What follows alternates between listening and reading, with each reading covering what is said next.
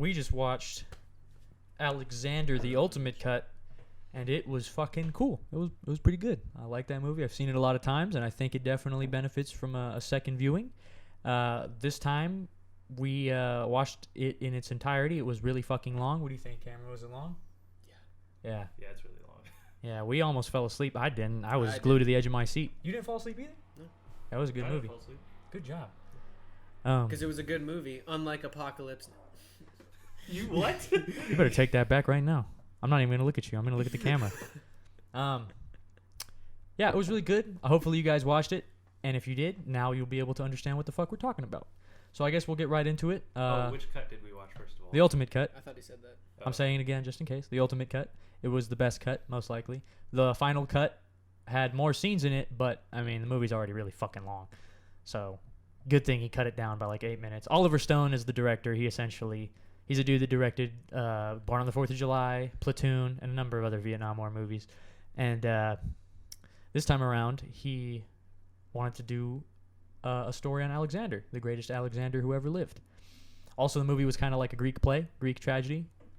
Dialogue was really fucking poetic almost. And yeah, well, let's get right into talking about it. Is there anything else I need to touch on? No. What's the date today? June. You said July 16th. It's June 16th. You crazy. I just said June. All right. Anyway, You said I have to edit this overnight and have it done by tomorrow, so we'll see if that happens. Anyway, so what would you guys like to talk about first? all right. Well, I guess we'll start up. Just walk through the entire. I guess real quick, I just want to mention I really like about the movie is just like stylistically some of the weird decisions Oliver Stone made, and specifically the decision he decided to give in order to make the Macedonians like easily distinguishable for us, right? He gave virtually all the Macedonian characters, not the Greeks or the Bactrians or the Sogdians or whatever. He gave all the Macedonian characters either Irish or slightly English accents so that you can immediately identify that guy's Macedonian. Also, they're usually blonde. Is that historically accurate? Or? Alexander was blonde. Or Bradley Brown. The accents. Oh, of course not. No. Irish people existed for thousands of years. Well, no, I mean like as far as like what kind of accents would they have? They wouldn't be speaking English. They They'd would all be be speaking Macedonian. Oh, okay. Or Greek, I suppose. Yeah. But you know, us Americans, we needed it in Yeah. English. We We can't do subtitles, even though we had subtitles on. we had subtitles. But speaking of, were those subtitles distracting for you guys? No. Okay, good. Not really. Excuse me. I'm gonna burp this way. I know. Welcome to the burping podcast. It's the Burpcast. I know some people can't watch movies with subtitles because they can't focus on the movie and the subtitles at the same time. But Read faster. Yeah. yeah, exactly. And also like I just glance at the subtitles And it's done. because they're talking while I'm looking at them, so it's like I don't need to read it even. It doesn't matter. That's Unless how I mishear them, I'll look down at it and I'll be like, oh, that's what he said. Plus, 300 years of watching anime because I'm such a fucking weeb is like, my subtitle reading skills are fucking perfect. Moving on Mwah. from the subtitles. But yeah, let's go right into the beginning. It opens up with what? Do you remember? the battle.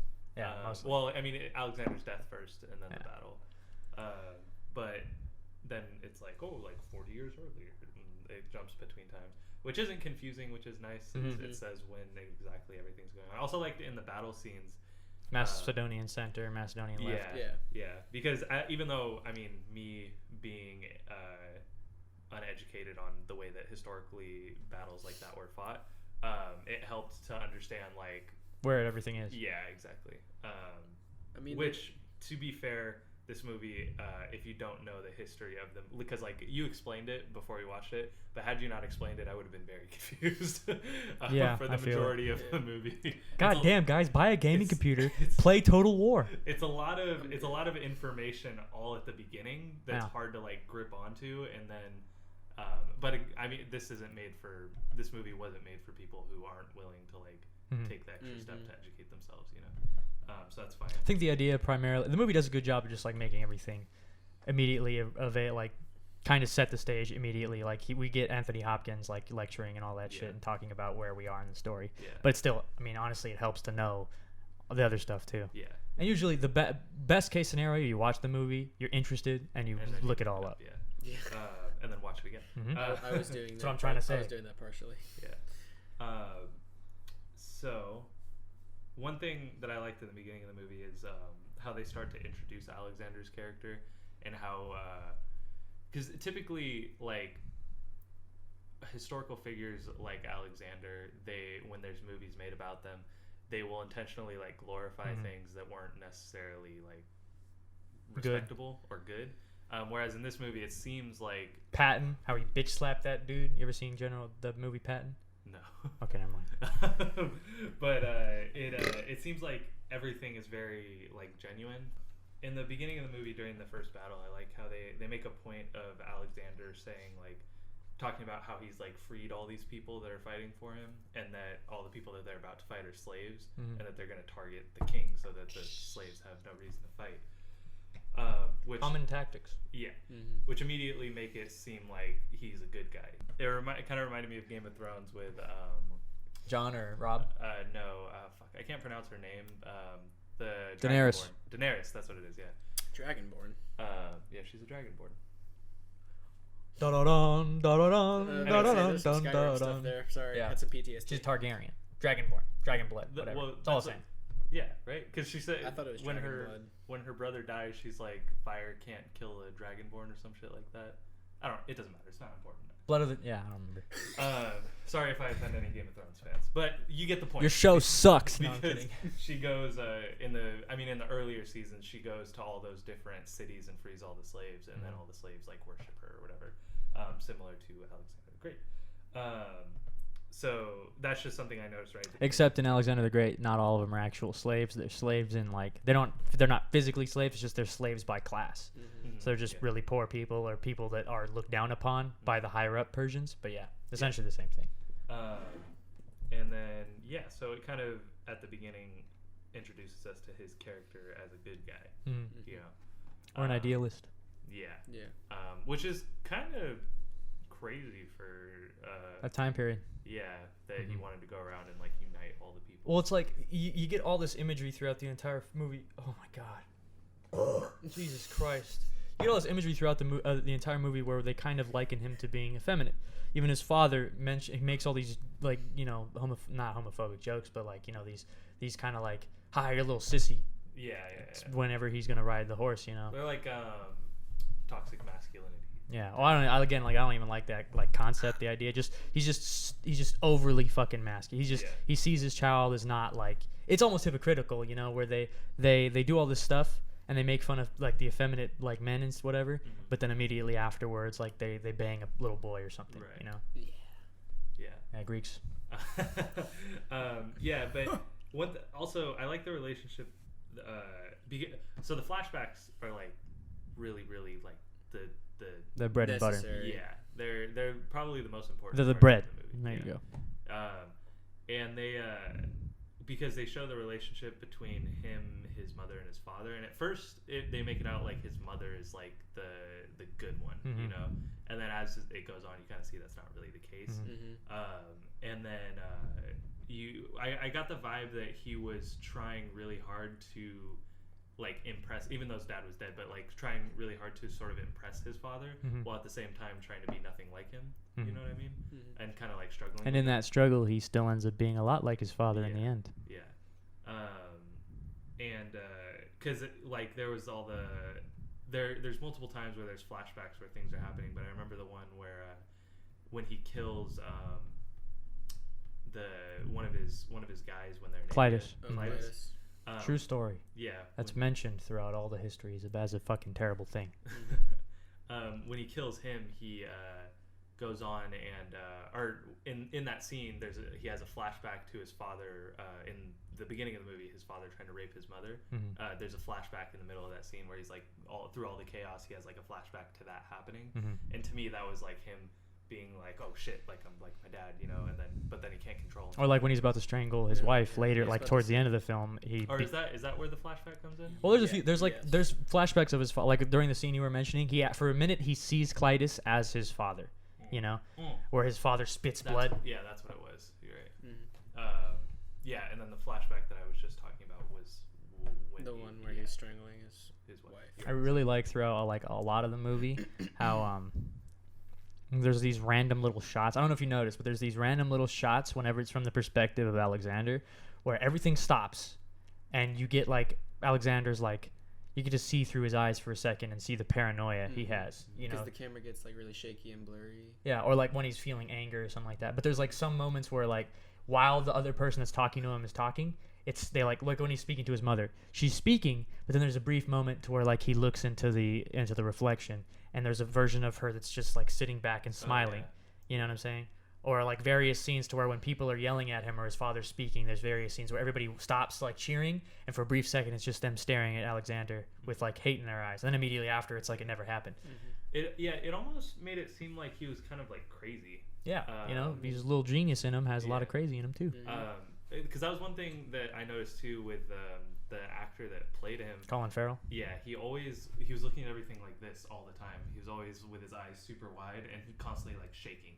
Like not all the time, but like a lot of the moments, yeah. Like all the battle scenes were like that. I noticed especially towards the end where he was like gonna go ride down the fucking commander. It almost that part where his eyes were super wide. It almost reminded me of the picture that he was really scared of in the cave and on the cave walls of Medea killing their children. I don't know if you were paying attention. Yeah. But you saw. That's the one where he's like. No, that was Medea. No, that was the Hercules. Yes, that one, Medea. The Hercules one is where he was like ripping his child in half. He was holding him up. The Medea one is where she was like holding the Achilles, Jason's children, and shanking them. Yeah. She played Assassin's Creed. Yeah. She lived Assassin's Creed. Anyways, no, I don't know. It kind of seemed like he was crazy. I don't know how else to put it. Eccentric, paranoid. Yeah, manic. Yeah. God damn, I'm manic. I'm fucking. Okay. Anyways, fuck. He because there's that, and then like when he drinks the wine and he dies. Spoilers. He always. What I noticed was he looked at because he looked around the room and all the people were looking at him kind of like oh god he knows like that because like as soon as he started looking around the room and people were giving him that look I was like this is how he dies and then I was like he's gonna die right here and then he looks into the bowl of wine it's like a gigantic bowl and then he sees his mom like as Medusa with all the snakes and everything and a Gorgon. And then he starts looking around again, and people are giving him the look, and I'm like, yeah, he's dead. And then he drinks it, and then he dies. But to me, it almost seemed like he was aware. Yeah, because time. Yeah, exactly. Like if you're seeing, because it was all from his perspective, so it was like everything that the audience was taking in was all the information that he was taking in as well, and it's like he knew, you know. And then he also, if I remember correctly in that scene, he had his eyes really wide. He was kind of like looking around all like, and he had the lion on his head and he was like screaming and stuff. And I was just like, fuck, dude. It was just really intense. I guess. Yeah. A lot of the film was extremely intense and a lot of dialogue is something I really enjoy throughout the entire film. And just the lines, especially if you like really are interested in history. One of the specific lines, like let's take it back because we're already touching on the end. Yeah. Let's run it back to where immediately after he conquers Bactria and he marries Rakshana, right? He has that moment in his like meeting room in his chambers with all his Macedonian friends and family or whatever the fuck, his council or whatever, his companions. Yeah. We immediately get into like the arguments and shit like that. And the first thing he does when you know. Cassander insults these people, the people that Alexander hopes to bring into his empire. He immediately gets angry and like, you know, grabs him and he's like, what makes you so better than them? You know, you are this and what is inside you. You are and those like you is what is inside you or some shit. And like just the dialogue right there, it like I said, it just kind of reinforces the feeling that this is not like your typical film. It's like a Greek fucking play, you know, without the crazy dialogue that Shakespeare is known for. Yeah. What was next? I also want to talk about the hawk. The eagle. Or the eagle or whatever it was. Well, because we talked about this while we were watching the movie, but that was like Zeus's animal. Like the eagle is Zeus. He transforms into that eagle and he goes around and watches everything. Not in the film, but not in the film, but like in just mythology terms. Yeah. So that's what because I noticed I didn't know that until we talked about it when we were watching the movie. But I noticed it. In the opening battle scene, it kept cutting to the eagle flying around looking at everything, and I was immediately like, bird. There's something there. Yeah, that was like, before we knew it was an eagle. Yeah, he wrote bird. we see tons of imagery of like the lion being in a cage and shit like that. Yeah. I don't know what the There what was the bears, jaguars. There was a tiger. Like right as they got into what was it, Babylon or the like, right the as they- lion and the lion was.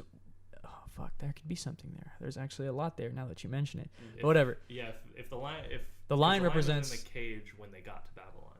Yes, and there's a tiger there too. And so The lion represents Hercules, which is a demigod. well, I was gonna say His name is actually Heracles. Doesn't matter. I was gonna say it could represent Alexander, and Babylon is his cage because he constantly. Yeah, wants that's to too. go And out. he is the lion because he's descended from Heracles and descended from Achilles and all that shit. Achilles, Zeus. And but that's interesting though. Now that like at every stop, there's always a caged animal, like the puma and the bear in Bactria. You know what I'm saying? Or even I think there's an animal in India as well. It's like almost what does that mean? There's a part of him that gets trapped in those lands. Was that it stays in the those lands. monkeys? Because I remember they had them like leashed up and like I don't know if they were in cages or not, but I sure as hell think they. That was a captured cool them. scene. I one thing I really like about this film is that it shows you what it was like. It kind of because before you don't really think about these types of things, but what was it like to be the first Westerners to see a fucking monkey? Yeah. They literally call them small hairy men that fight from the trees. Yeah. What the fuck are these little people? To them, like that's mind blowing that they Yeah. actually thought these were people that Yeah. were just really fucking weird. Because tell me that you would be like, what the fuck is that thing? Or like when they fight the elephants for the first time, you know? Yeah. Those literally look like demons of some sort. You know, imagine seeing an elephant for the first time with those Yeah. fucking massive tusks. You might even think not they're a only seeing minotaur. An elephant for the first time, but an elephant fucking charging Yeah. you, trying to kill you, dressed in armor. With people on top throwing Yeah, spears at exactly. you, you're like, Jesus Christ. And it's a real testament to their like will power to not break as soon as you see that, you know? And that's where a lot of unity comes from, or that's where like their strength came from, was their unity. And you see this with the Romans and all the other subsequent great like warriors of Western Europe, and even in Eastern Asia. You see like the Chinese were fucking doing this shit for like 500 years before the Westerners were doing it. But yeah, that was me going off in tangents about Historical it's stuff. rubbing off on you too. What were you talking about? What was after that? Well, there's the scene where he gets hit by the arrow and everything turns red, Mhm. which I thought was interesting. Because so a little bit of like just like typical filmmaking knowledge is green typically represents like growth and reproduction and things like that, like just like good essentially, like things that are good, things that are bountiful, healthy, things like that. And that's why a lot of times in movies that are like in the beginning of stories, a lot of times Green. You'll see green when a character starts off in a good place, or at the end of Gladiator? Actually, it's like yellow and Gladiator. yeah. But a lot of times, like if you see like just like a farm and it's all green crops and stuff, it's like something good is happening. Mhm. Typically, it can also be used like in like Fight Club. The offices are a pale green, and it's meant to be like boredom and like conformity and things like that. But typically, it means the former. Yeah, I didn't even fucking know that. Yeah, I don't ever pay attention to colors. That's incredibly interesting. And then So what does the red mean? Red is like the opposite. Violence Red- and destruction. It can be violence, death, love, passion. Yeah. Basically just passion. Yeah. Whether And passionate, it's- whether it's violence or yeah. anger or rage or love or Um, sex or whatever. And so it was really striking to me when he gets hit by the arrow, and then everything that was green turns red. Like I literally I was looking at all the different things. All of the trees were red and everything, and then because of that I decided to look down at the men, and you could actually see how they keyed out green. They selected the color green because you could see little like areas where there were shades of green and stuff that were slightly red in the men on the ground and on the actual ground and stuff. Anywhere where there was some like hint of green was turned red. And there was no green in the frame at all, which I thought was interesting. Yeah. Definitely makes the scene a lot more uncomfortable, I think. Yeah, and it's hard to look at. Like Purposefully done. Yeah, and I thought for sure he was gonna die right then and there. I thought that final scene actually like took place in a tent in India somewhere, and I was like, what the fuck? And then but then he survives and then he gets poisoned and everything. But really, he died there. His dream died there. Yeah, that's what they said. And that seems like that's what it was representative of. And that's I don't know. I thought that was just very visually pleasing in my opinion. It's something I didn't expect from this movie. Go on. It was something I didn't expect from this movie. Like I just pull up your fucking hydro flask. In terms of Like, well, the entire movie before this, there wasn't any like, I don't want to say there wasn't any striking visuals because there was, but like more like just out there visuals, as in like obviously like edited visuals, or like when I'm pretty sure most of these. Oh, I should have talked about what wasn't in the theatrical cut, or what was in the theatrical cut. A lot of like the things like that weren't in the theatrical cut. Like the fucking, I don't believe the lion roar stuff at the beginning of the film, like when they're like beating and cheering, the lion roar wasn't there, you know. But anyway, you were saying. But yeah, it was just interesting to me, and I like stuff like that in movies. That's why I really like movies like Drive and Nightcrawler and Only God Forgives, is because the color in it, Same. It's very, very interesting and just visually pleasing. Like Blade Runner 2049 was one of my favorite movies of 2017 because of how visually pleasing it is. I honestly think we're not supposed to be talking about Blade Runner yet. No. We might be doing Blade Runner, but I honestly think the first Blade Runner looks better than 2049. Yeah, that's why I said 2017. But regardless, anyways. Yes. I want to talk about the bird again. It's very nice. Nice bird. So when we first saw the bird in the beginning, I immediately wrote down, literally right here, I wrote down bird symbol ? And then in parentheses God's eye ? Because typically like shots from above is supposed to be like God's eye looking down. Well, and then Zeus's pet, and so was that supposed to be Zeus watching over Alexander because Alexander is his son? Is that like the idea? I think there was one quick thing where like when they finally get to the edge of the Hindu Kush. Oh my fucking! I think I know what he's gonna say. When they finally get to the end of the Hindu Kush and they look out upon like the beginnings of, I don't know, I believe it's the Himalayas. He looks up. He looks up and there's no eagle. Or right? eagle. I keep calling it a bird. It's fine. Fucking falcon, hawk, whatever. And he looks up and there's where's our eagle gone? And then he turns back and goes to India. So it makes me wonder, were they following the eagle? You know, was this where his destiny was supposed to lead him? Was the eagle telling him where he needed to go? You know, and then when the eagle, I wouldn't say it was where he was going. Like it wasn't guiding him. Oh, I don't know. Like the idea is like, just it means something. You know what I'm saying? To me, I know there's a meaning more like a protection. Yeah, that could be it too. And then when he dies and the eagle dies, we get that imagery at the end where Olympia.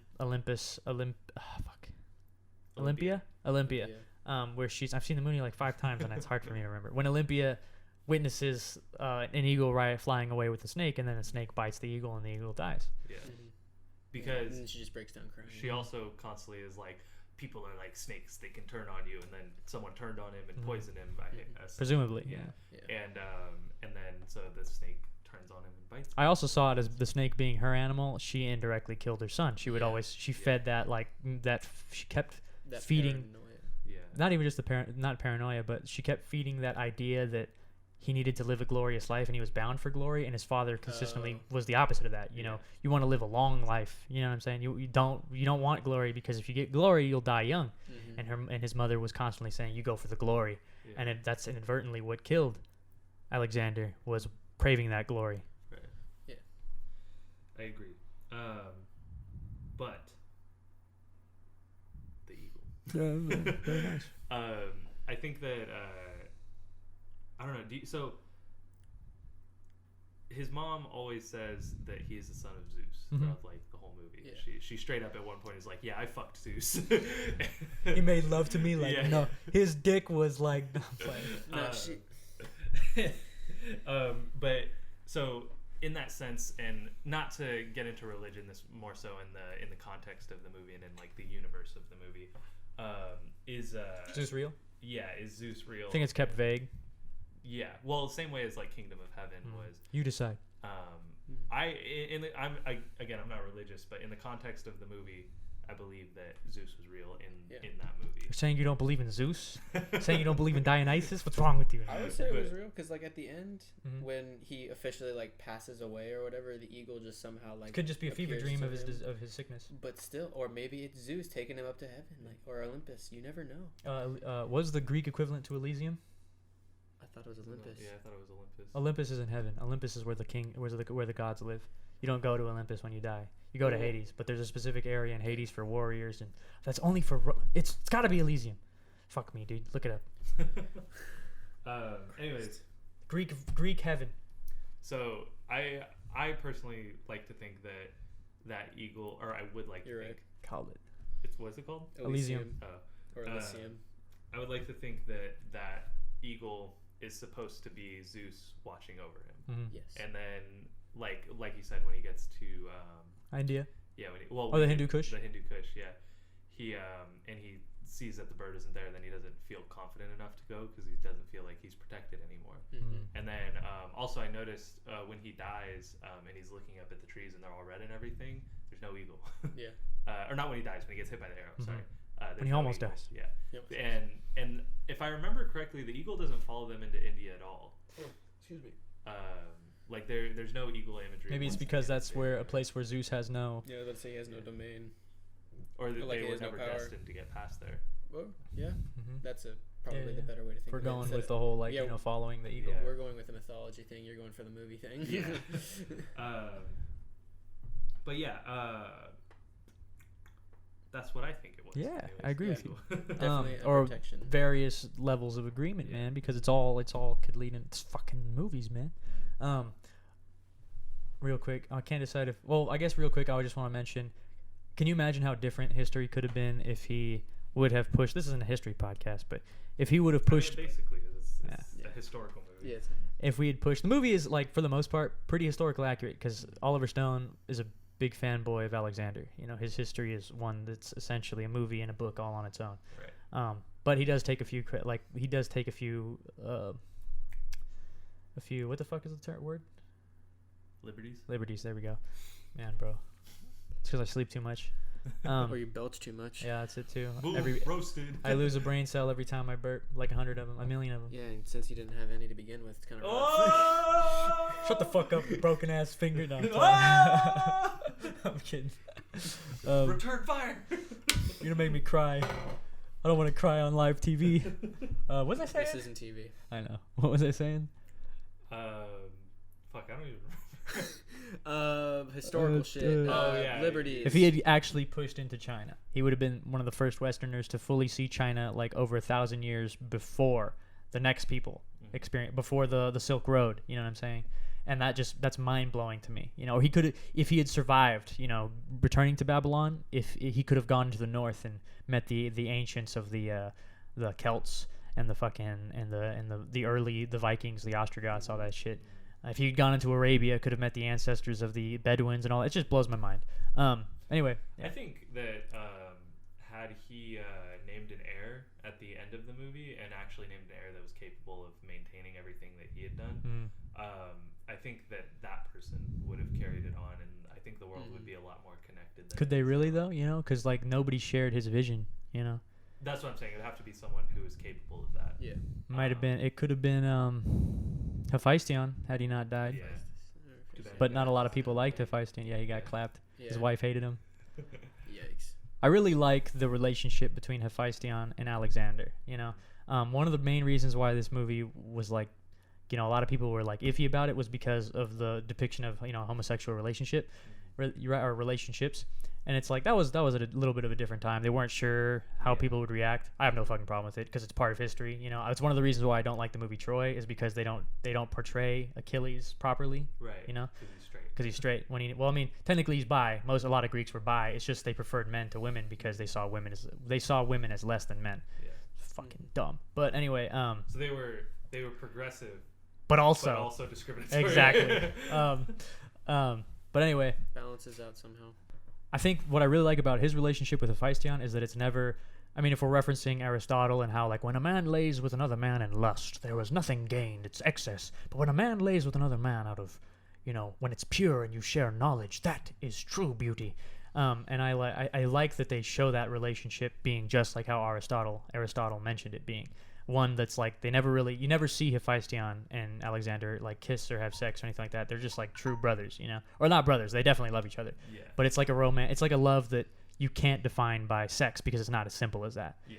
However, the reason why I can like support this is there's also scenes where he bangs people. He bangs Bagoas. He bangs Rakshana, right, out of lust. But he never does that to Hephaestion. His relationship with Hephaestion is always very. It's specific. You know what I Yeah. mean?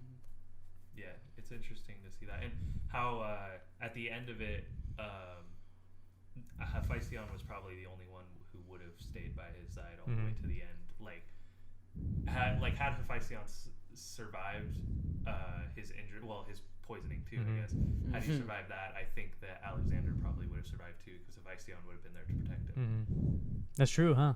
Yeah. It's interesting. And he even immediately turns on his wife the minute Hephaestion dies. Yeah, dude, it's really fucking. And I just like thinking that they were a bunch of frat boys. They were brothers. It's an amazing story. Not only because it's a film, you know. And you can say what you want about the film. It's pretentious. It's crazy. I fucking love it. There's a lot of the dialogue's amazing. There's visually it's pretty good. But I think at the core of it, it's this story that's grounded in history, and it depicts that history almost really well. And even though it exaggerates it to some extent in the classic fucking Greek play style or just film style, it really makes it clear to you how like close these people were, you know, how much of a family they were, and yet they were so quick to betray each other. And it even like comes down to it to when after Alexander's dead, they fight over his fucking body to decide to which part of the empire it goes to. And I don't know, it just fascinates me that like a lot of the subsequent wars of Eastern Asia and Europe, Central Europe, started because of all of this. It ended up deciding the future for the next 200 years, you know? Right. That's what history is. It's just fucking tumbles. Yeah. Yep. Are we done? Are we going to do more? That sounds like it's going to be it. We have concluded on that thought. Okie dokie. I don't know if you guys like the movie. What? We gotta do the next movie. Oh, that's right. Yeah, you're shuffling. Louis choosing today. All right, Louis. Did you write the name or the numbers? I just put the movies in. Okay. Dirty little. Can't believe you've done that. All right. I'm supposed to be the guy that says the number. You took my job. I can say I the was- name I of the was- movie, and then you can look up the number. Oh, 32. I was literally looking up I was asking you guys what movie. Oh yeah, I should have just gave you the number. Should have just given me the numbers. You're right. I apologize. Your fault. You made your job useless. All right. How could I? So next I week's played myself. This is like some ASMR shit, by the way. This is right next to the mic. Conan? Conan. ASMR movie selection. Conan. Next movie is Drive. Hey. I love that movie. We're gonna talk about Ryan Gosling. Yeah. Hopefully you guys had a You good. won't be able to zoom in on that. I was gonna show it to the camera, but then like you wouldn't be able to zoom in on that. That's All right. This one's for Drive.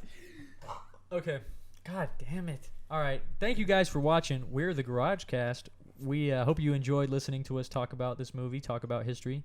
Catch us next time for Drive or whatever the fuck else we do. See you later.